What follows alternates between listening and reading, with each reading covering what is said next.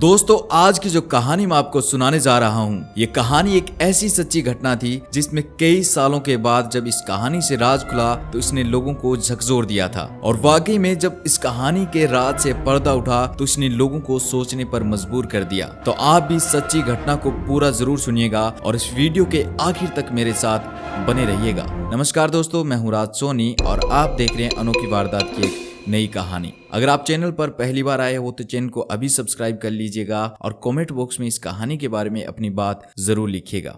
इस कहानी की शुरुआत होती है साल 2010 में। दरअसल दिल्ली के पास बसे राजस्थान के अलवर शहर में एक छोटा सा गांव है टपुकड़ा, और इस छोटे से गांव टपुकड़ा में कमल सिंगला नाम का एक लड़का रहता था जिसकी उम्र साल 2010 में लगभग 22 साल की थी। और ये लड़का इसी गांव में छोटा सा कंस्ट्रक्शन का काम करता था और इसका काम भी ठीक ठाक चलता था। गांव के लगभग सभी लोग इस लड़के को अच्छे से जानते थे, क्योंकि गांव में इतनी आबादी नहीं होती तो गांव के लोग एक दूसरे से मिलते जुलते रहते हैं, जिस कारण गांव का हर व्यक्ति एक दूसरे को जानता ही है, जिस कारण लोग कमल सिंगला को भी जानते थे। लेकिन दोस्तों, गांव वालों को इसकी भनक तक नहीं थी कि आगे इतना कुछ भयानक होने वाला है। दरअसल ये लड़का जिस जगह पर रहता था उसी के पड़ोस में एक लड़की रहा करती थी जिसका नाम था शकुंतला, और शकुंतला की उम्र उस वक्त लगभग 20 साल की थी। यानी कि साल 2010 में कमल सिंगला लगभग 22 साल का था और ये लड़की लगभग 20 साल की थी। कमल सिंगला और शकुंतला पड़ोस में रहने के कारण इन दोनों के घर में इनका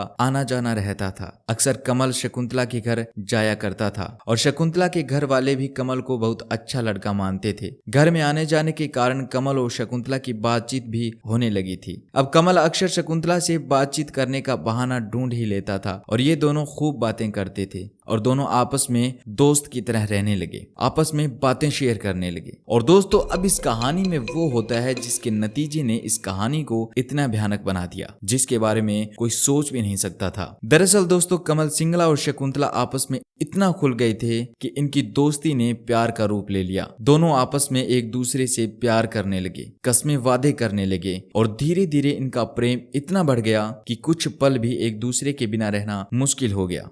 दोनों अपनी शादी के सुनहरे सपने देखने लगे और यहीं से दिक्कतें शुरू हो जाती है। ये दोनों एक दूसरे से प्यार तो करते थे, लेकिन इन दोनों को ये डर भी सताने लगा कि कहीं घर वालों या गांव वालों को खबर न लग जाए। तो अब ये दोनों चोरी छिपे से मिलने लगे। तभी दोस्तों एक दिन चोरी से कमल शकुंतला के पास गया हुआ था, तो गांव के एक शख्स ने इन दोनों को बातें करते इशारे करते देख लिया और उस शख्स ने इसके बारे में इनके घर वालों को बता दिया और इसके साथ ही ये बात धीरे धीरे पूरे गांव में फैल जाती है। और दोस्तों, जब शकुंतला के घर वालों को इसके बारे में पता चलता है तो उन्होंने शकुंतला का घर से निकलना बिल्कुल बंद करा दिया। लेकिन ये दोनों एक दूसरे के लिए पागल थे, तो ये एक बार फिर चोरी छिपे से मिलने लगे। लेकिन अब की बार घर वालों ने पंचायत बुलाकर कमल और शकुंतला को समझाया। उन्हें बताया कि गांव की रिवाज के अनुसार आप अलग अलग जाति से हो, आप दोनों शादी नहीं कर सकते, तो आप अपनी बात यहीं पर खत्म कर दो। क्योंकि दोस्तों, गांव में बिरादरी का नियम चलता है जिसके तहत लड़का लड़की की सेम जाति में शादी की जाती है। क्योंकि कमल और शकुंतला अलग अलग बिरादरी से थे तो इन दोनों की शादी को नकार दिया जाता है। लेकिन दोस्तों, कमल मानने वाला नहीं था, वह शकुंतला का पीछा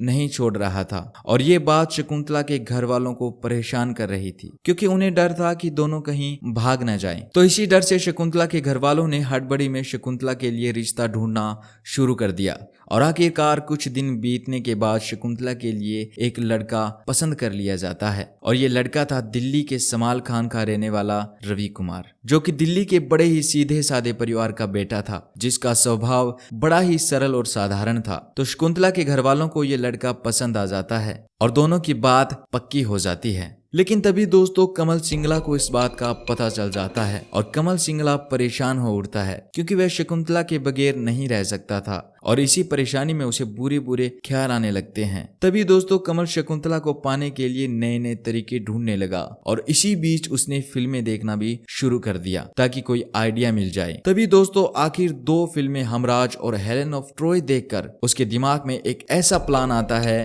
जिसके बारे में सोचकर ही रोंगटे खड़े हो जाएं। और यही वो प्लान था जिसने इस पूरी वारदात को अंजाम दिया। लेकिन ये प्लान किसी भी तरह से सही नहीं था, कानून के खिलाफ था और खतरा भी बहुत ज्यादा था। लेकिन दोस्तों कमल शकुंतला को पाने के लिए किसी भी हद तक जाने को तैयार था और आखिर उसने सारी हदें पार कर दी। दरअसल दोस्तों ये एक ऐसा प्लान था जिसको पूरा करने के लिए 2 बातों का होना जरूरी था।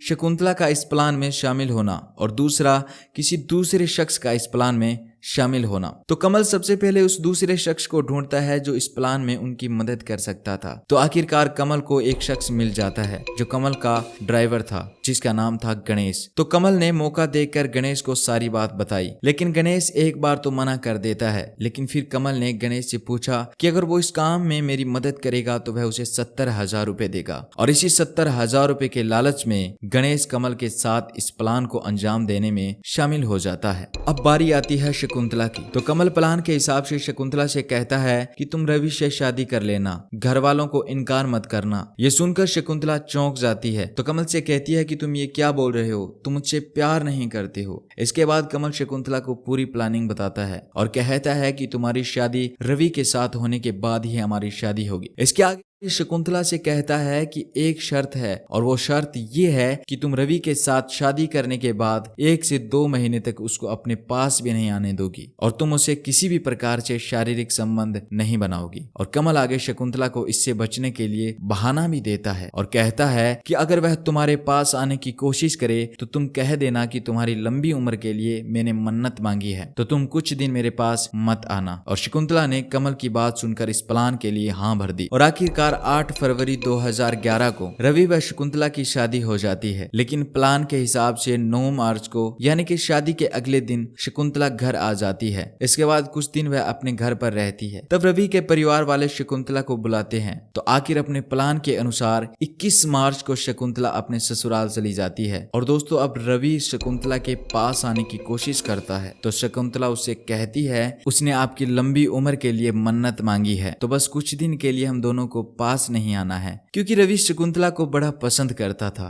और पढ़ा लिखा व्यक्ति था, तो वह शकुंतला से जोर जबरदस्ती नहीं करता है और वह बड़े प्यार से शकुंतला की बात मान लेता है। तभी दोस्तों 22 मार्च 2011 को यानी कि शकुंतला के ससुराल आने के अगले दिन ही शकुंतला रवि से कहती है कि चलो कहीं बाहर घूम कर आते हैं, पिक्चर देखने चलते हैं। तो रवि भी तैयार हो जाता है। क्योंकि रवि शकुंतला को प्यार करता था तो वह उसके साथ ज्यादा से ज्यादा समय बिताना चाहता था। तो रवि तैयार हो जाता है और रवि और शकुंतला निकल पड़ते हैं घूमने के लिए। तभी दोस्तों शकुंतला रवि से कहती है कि यहीं पर समाल खां में उनके रिश्तेदार भी रहते हैं और शादी के बाद वह उनसे मिली भी नहीं है, तो वह उनसे मिलने भी जाएंगे। इतना कहकर दोनों चल पड़ते हैं। अब दोस्तों वो समय आ जाता है जिसका कमल सिंगला को बेसब्री से इंतजार था। दरअसल कमल और गणेश प्लान के हिसाब से दिल्ली की एक ऐसी जगह पर पहुंच चुके थे जहां पर बहला फुसलाकर शकुंतला रवि को ला रही थी और शकुंतला अच्छे से जानती थी कि रवि को कहां लेकर जाना है। तभी दोस्तों आगे चलने पर एक रास्ते पर कमल और गणेश अपनी गाड़ी के साथ खड़े थे और शकुंतला कमल को देखकर नाटक करती है और कहती है कि ये लड़का उनके गांव का है। तो रवि भी बड़े प्यार से कमल से मिलता है और रवि कमल से अच्छे से बात करता है। इसके आगे कमल रवि और शकुंतला से कहता है कि आप गाड़ी में बैठ जाइए, मैं आपको आगे छोड़ दूंगा। शकुंतला खुशी खुशी से गाड़ी में बैठ जाते हैं और आगे चलकर भी उनके रिश्तेदार के घर से थोड़ा पहले ही गाड़ी रोक लेता है और शकुंतला को वहां पर ड्रॉप कर देता है। लेकिन जैसे ही रवि गाड़ी से उतरता है तो कमल कहता है कि आप गाड़ी में बैठिए, आपसे कुछ काम था। तो रवि भी सोचता है कि शायद कुछ मदद चाहिए होगी, तो रवि गाड़ी में बैठा रहता है और दोनों बातें करते करते गाड़ी में चले जाते हैं। तभी रवि को कमल पानी की बोतल देता है और जैसे ही पानी पीता है तो कुछ ही पल में वह बेहोश हो जाता है, क्योंकि बेहोशी के लिए पानी में कुछ मिला दिया था। और रवि के बेहोश होते ही कमल ने वो हरकत की जिसके बारे में सोचकर ही रूह कांप जाए।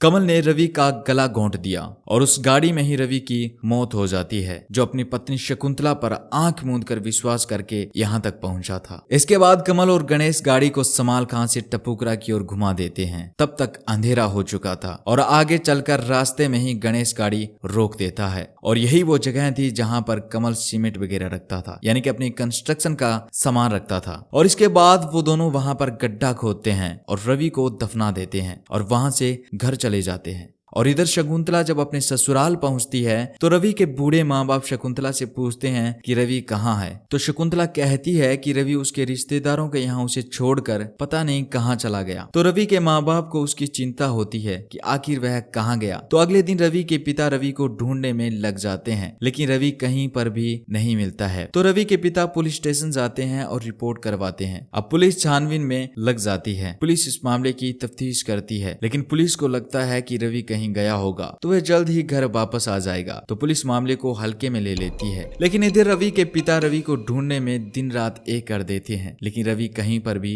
नहीं मिलता है। और शकुंतला भी रवि को ढूंढने का नाटक करती है, रोने का नाटक करती है। अब समय गुजरता है और लगभग 4 से 5 महीने बीत जाते हैं, लेकिन रवि का कहीं पर कोई नामो निशान नहीं मिलता है। लेकिन दोस्तों रवि के पिता शांत नहीं बैठते हैं, वो अपने बेटे को ढूंढने के लिए दर दर भटकते हैं और आखिरकार कोर्ट का दरवाजा खटखटाते हैं। पुलिस इस मामले को हल्के में ले रही थी, तो आखिर इस मामले को क्राइम ब्रांच को सौंप दिया जाता है। अब क्राइम ब्रांच की टीम रिश्तेदारों, घर वालों और दोस्तों से पूछताछ करती है, लेकिन फिर भी कहीं से कुछ भी सबूत नहीं मिल रहा था। और आखिरकार समय बीतता है और 8 साल बीत जाते हैं, यानी कि 2011 का मामला 2019 में आ जाता है, लेकिन रवि का कोई पता नहीं चलता है, न ही कोई सबूत मिलता है। तभी दोस्तों क्राइम ब्रांच को शकुंतला की हरकतों पर कुछ शक होता है, तो आखिरकार पुलिस ने शादी वर्दी में अपने कुछ लोगों को शकुंतला के घर के इर्द गिर्द निगरानी रखने के लिए लगा दिया। और आखिरकार उनके सामने एक बात आती है कि शकुंतला का अपने ही गांव के किसी कमल सिंगला नाम के लड़के से चक्कर चल रहा है, जो पिछले कई सालों से शकुंतला से मिलने आता है। लेकिन दोस्तों पुलिस के पास ऐसे कोई सबूत नहीं थे जिससे ये पता चल सके कि कमल ने ही रवि को कहीं गायब किया है। तो पुलिस एक बार फिर जांच करती है, तो पता चलता है कि 22 मार्च को, यानी कि जिस दिन रवि गायब हुआ था, उसी दिन कमल और गणेश दिल्ली में थे। तो पुलिस एक बार फिर अदालत के दरवाजे खटखटाती है कि कमल और गणेश का ब्रेन मैपिंग टेस्ट करवाना चाहते हैं, जिसमें इनके झूठ को पकड़ा जा सके। और आखिरकार ब्रेन मैपिंग टेस्ट किया जाता है, जिसमें रवि और गणेश ने वो सच उगला जिसके लिए पिछले 8 साल से रवि के बूढ़े माँ बाप से लेकर पुलिस तक परेशान थी। और आखिर पुलिस उस जगह पर पहुंच जाती है जहां पर इन्होंने रवि को दफनाया था। और जब पुलिस उस जगह की खुदाई करती है तो पुलिस वालों के रोंगटे खड़े हो जाते हैं। उस जगह पर 25 इंसानी हड्डियां मिलती है, जिसकी जांच में पता चलता है कि ये हड्डियां रवि की है, और ये उसी रवि की है जिसके माँ बाप पिछले 8 साल से अपने बेटे को देखने के लिए दिन रात एक कर दिए थे। और इसके बाद इन तीनों पर 302 के अलावा और भी मुकदमे चलाए जाते हैं, और अभी ये तीनों जेल की सलाखों के पीछे एक बेगुनाह को मारने की सजा काट रहे हैं। तो दोस्तों ये थी आज की हमारी सच्ची घटना की कहानी। मिलता हूँ एक नई कहानी के साथ, तब तक आप चैनल को सब्सक्राइब करके जुड़ जाइए हमारे साथ ऐसी और कहानी देखने के लिए। अपना ख्याल रखिएगा। धन्यवाद।